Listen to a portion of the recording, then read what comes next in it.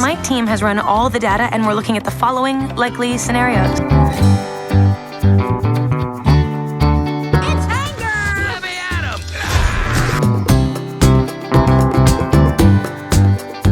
him! Now I'll show you how to create your own plush toy in the form of a character named Anxiety. And I'll tell you a little about this character. And before that, I'll ask you to like it and write me an idea for the next video in the comments. Anxiety is a character and one of the 4 new emotions in Inside Out 2. She represents Riley Anderson's anxiety. Anxiety is shown to be work-minded and a perfectionist with her work. This is evident as she demonstrates knowledge of how the console works, even knowing more than Joy, as she pulls out a laptop that the original emotions aren't familiar with. Loyal to her own plans, she goes out of her way to create what she believes is a better Riley by feeding her bad thoughts so that she is prepared for the worst. She even goes as far as capturing the original 5 emotions to prevent them from tampering with her plans.